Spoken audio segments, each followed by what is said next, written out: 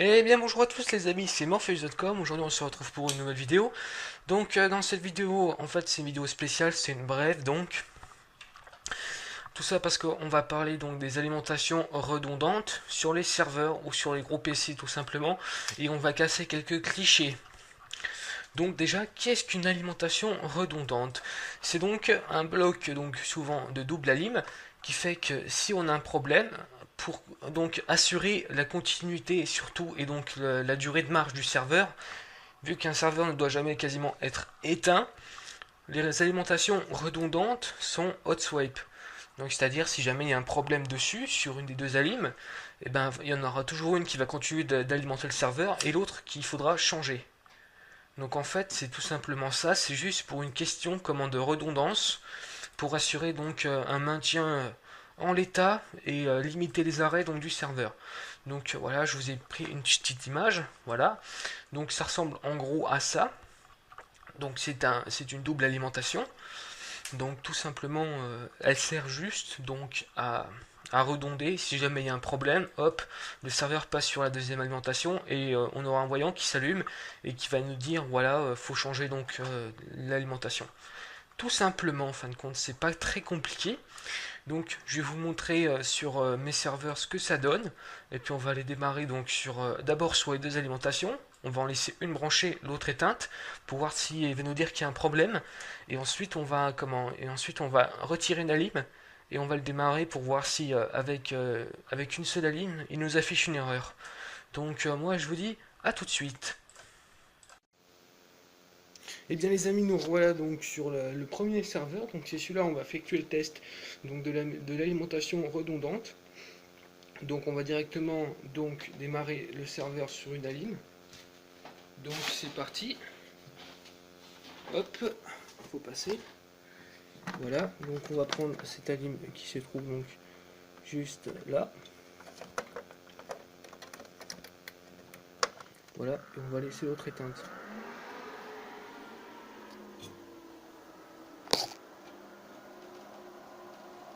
Donc comme on peut le voir, c'est apparemment voilà.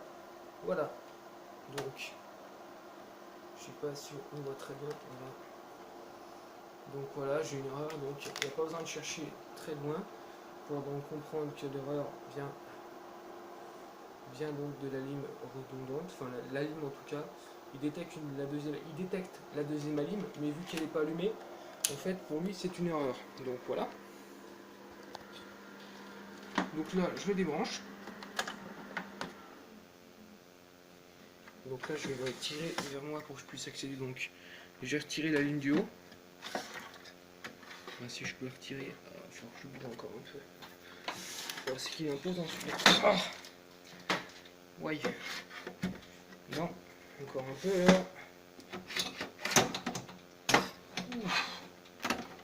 Sacré allez. Voilà. Je vais la poser juste là. Voilà, je vais me remettre d'aplomb. Donc voilà, bon, là j'ai retiré donc la ligne.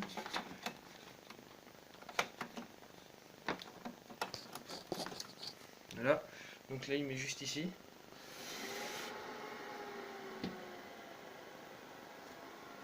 Donc côté diagnostic, comme vous pouvez le voir, il n'y a aucune il n'y a aucune erreur côté l'iPad diagnostic. J'ai quand même tiré le voilà.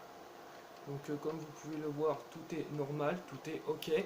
Donc ce qui donc appuie bien ce que je viens de vous dire juste dans la partie précédente.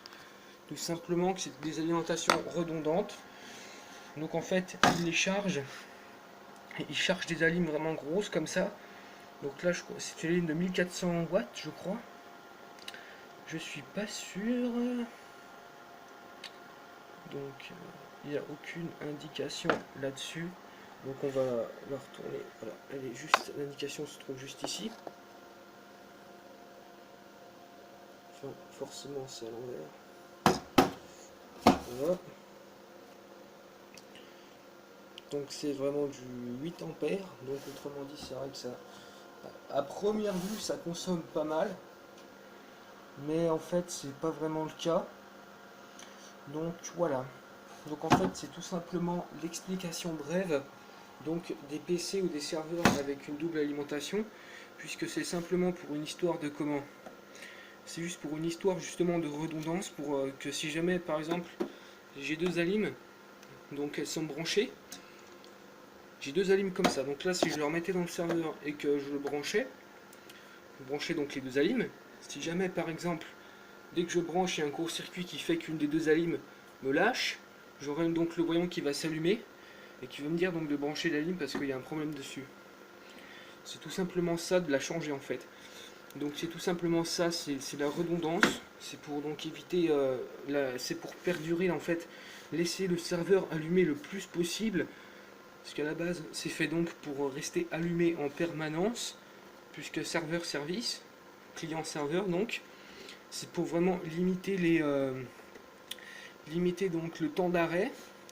Donc à savoir qu'en moyenne un serveur sous Linux s'arrête environ comment j'avais lu ça sur je sais, c'était un sondage qui fait que normalement un serveur Linux s'arrête en maximum une demi-heure par an, et que les serveurs Windows eux sont arrêtés apparemment plus de 10 heures par an, donc on voit un peu quand même la différence. Donc voilà l'épisode donc sur les alimentations redondantes fini. Donc avant qu'on le finisse, je voudrais donc rajouter un petit truc. C'est qu'en fait, malgré tout, les serveurs, comme on peut dire, ne consomment pas tant que ça, puisque donc on a une alimentation redondante de 1440 watts. Sur deux alimentations, ça nous donne 2800 watts.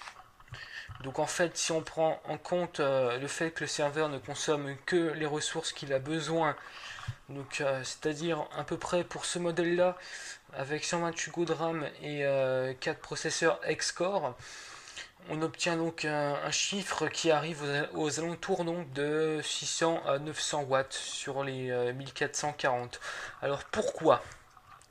Donc le pourquoi et le comment est vraiment la bonne question, puisqu'en fait c'est tout simplement pour une histoire donc de surcharge où par exemple si le serveur est très sollicité et qu'il a besoin donc d'augmenter la puissance de ses CPU ou de piocher plus de RAM, ce qui va se passer c'est qu'il va il va devoir consommer plus. Donc forcément là on sera plus à 900, on sera aux alentours de 1000 1002 quoi. Donc voilà, c'est tout simplement pour cette raison-là que les serveurs sont donc sont équipés donc d'une alimentation énorme, malgré qu'ils consomment environ que la moitié en comment en, en usage normal, à peine ouais un peu plus de la moitié. Donc c'est tout simplement la véritable la véritable explication, c'est voilà, c'est l'histoire en fait de la disponibilité et surtout des ressources qu'il a besoin. Donc bon, et à ça on vient aussi ajouter donc la consommation des cartes réseau, des différentes PCI, des disques durs. Donc en fait on s'aperçoit très vite que ça consomme vraiment presque rien du tout. En fait ce qui chauffe le plus c'est donc les ventilateurs. Qui donc voilà, parce qu'en fait dans ce genre de machine il y a un schéma très précis, l'air est aspiré de l'avant avec donc des filtres anti-poussière, enfin bon moi je vais pas rentrer dans les détails, et ensuite rejeté derrière, sort donc l'air chaud sort donc par les alimes. Donc en fait d'où simplement le fait que ça chauffe un peu, donc c'est pas comment dire, donc ça consomme vraiment pas tant que ça, donc c'est vraiment le gros cliché qui dit que ouais, le serveur c'est vraiment le truc que EDF déteste. Mais en fait c'est avéré que c'est pas du tout le cas, puisque les alimentations sont conçues donc pour être utilisées à pleine puissance, donc sur un usage normal de virtualisation avec quelques VM d'allumés et les trois quarts des autres éteintes. Donc ça c'est dans le cadre d'un pen test lab.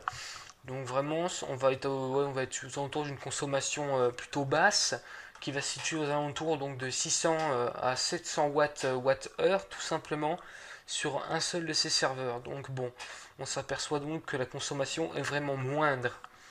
Donc ça c'était pour donc l'explication complémentaire.